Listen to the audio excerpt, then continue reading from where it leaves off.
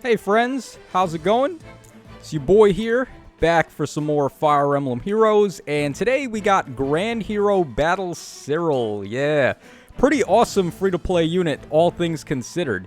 So he is the Grand Hero Battle for Choose Your Legends 4. Of course, there was no 3 houses in Choose Your Legends, so they had to rear 3 houses ugly head in here somewhere. So here he is. But the good thing is that Cyril is a very, very solid GHB. We take a look at his base stats right here. He's got 46 HP. He's got 42 attack, 44 speed, 35 defense, and 26 res. If you quickly do the math, you'll find that his overall BST is actually 193, if I'm not mistaken, right? So we do the numbers. Yep, 193 BST. This guy's an infantry ranged unit, man. He has no business having a BST that high. But it's all due to Choose Your Legends bringing in the new wave of power creep for BST. And usually units that release post Choose Your Legends will have an increase in BST. Cyril's no exception because he's also a trainee character, so that increases his BST even further.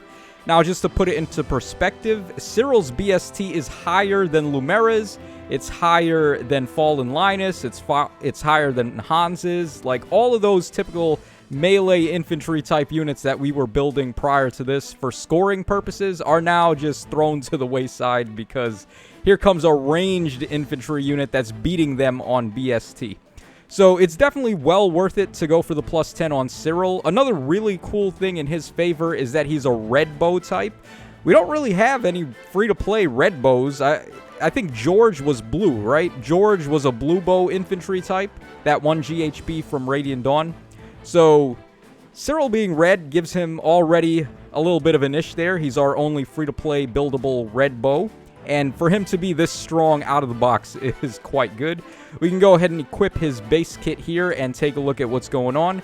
So his weapon, by default, called Aptitude Arrows. This one is going to give him effective against flying, of course, like all bows. It gives him speed up 3. And then also, if his HP is over 25%, he's getting all stats up X, where X is 25% of his level. So if he's at level 40, he's just getting plus 10 to all stats, which is pretty good for a perf weapon on a free-to-play unit. Also, he's dealing 20% bonus damage based on his speed stat, including when dealing damage with a special triggered before combat, and he nullifies penalties active on him during combat. So a pretty solid perf weapon to go with a pretty solid stat line here. The speed up 3 is very nice because unfortunately Cyril does not have a super boon on speed. So him just getting plus 3 speed off of his weapon is going to help him out in this speed creep meta that we're in right now and allow him to have a better chance at winning speed checks. Also, just the flat plus 10 to all stats on his weapon is really nice. Don't overlook his bulk, by the way. This guy has 46 HP, 35 defense, and 26 res. And his one super boon does happen to be in defense. So he's not a glass cannon either. This guy getting the plus 10 to defense and res from his weapon really helps out how tanky he's going to be and how many shots he's going to be able to take there. So he's definitely worthwhile, and he also comes with Vengeance as his special. He's got Sudden Panic 3. Pretty nice fodder to have out of the box. And then he comes with Threaten Speed and Defense 2 as well. So we're going to go ahead and take a look at some builds for this guy. Now, forgive me if these are very bread and butter, because at this point, we pretty much know what we want to be doing in terms of gold border skills. Until more power creep comes out, we pretty much have the gist of it down. So we're going to take a look at this first build over here. We have Harsh Command Plus as the assist, but feel free to run Reposition. I just chose Harsh Command because it scores for Arena, and if you're going to plus 10 Cyril, I do believe that Arena is, and Arena scoring modes also, like Mjolnir Strike, is where you're going to want to be using this guy. We have Ruptured Sky as the special. We've got Attack and Speed Hexblade as the A-slot passive. It's going to grant him adaptive damage if he's within 2 spaces of a mage-type unit at the start of the turn. And also, it just gives him Attack and Speed up 7 when he has an active bonus on him, which he's always going to have since we've got Attack and Speed 4 also on this build. Gives him the jump effect, so he can jump to allies within 2 spaces at the start of the turn. And it's also going to give him Attack and Speed up 6. And then we have Special Spiral 4 to round out the build. Cyril does not have -1 special trigger on his weapon, so just being able to consistently ramp and recharge Ruptured Sky after every round of combat is good. And it also turns off damage reduction, so he's going to be hitting just that much harder. And we've got Bonus Doubler as well. Combos pretty nicely with Attack and Speed Oath 4, and it also combos with his weapon, which nullifies penalties that are active on him. So a pretty well-rounded build here. He's going to have a ton of stats. Like, this guy's a giant stat ball, and you're not even going to realize it with the all stats up 10. If you can get defense and res up 10 from him from ally support, then Bonus Doubler is just going to slap that much harder on him.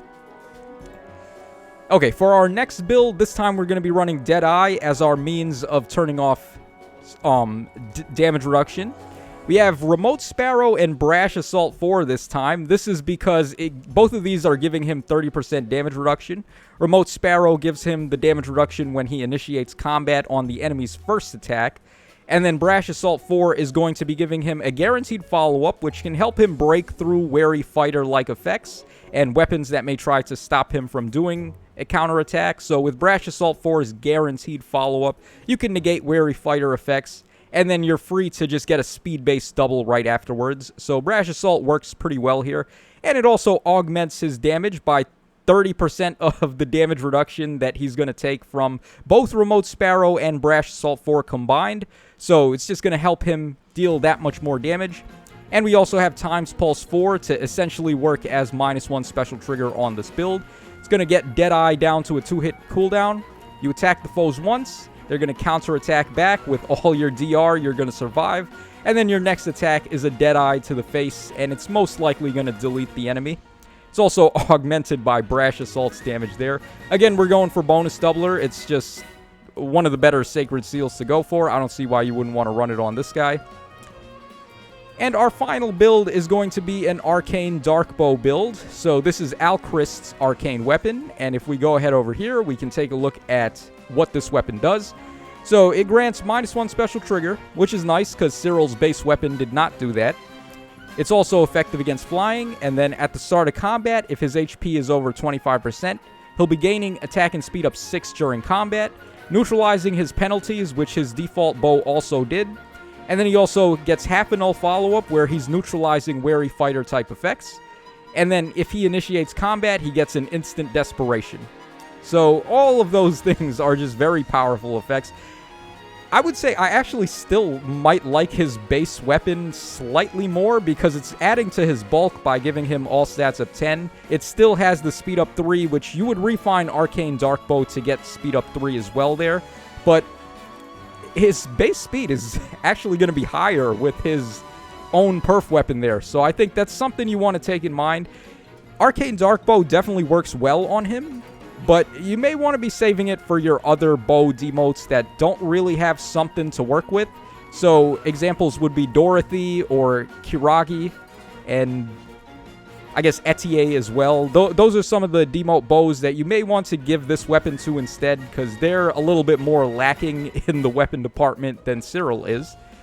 So we're going to be running Deadeye as well on this bow, but I mean, feel free to mix and match. There's a lot of skills that work on this guy, so we'll take a look at all possible additional skills you may want to be giving on him. So, attack and speed Hexblade again, I think the adaptive damage is just too good to pass up. Also, with the desperation effect from Darkbow, you can really pile on the damage. We got Lull Speed and Defense 4 here just to help him win checks better and also decrease the enemy's defense even further. And then Times Pulse 4 to combo with Deadeye and the -1 special trigger of Darkbow. So this is going to bring Deadeye down to a 1-hit cooldown. And then if you hit the enemies twice in a row, you're just getting them with Deadeye on the second hit.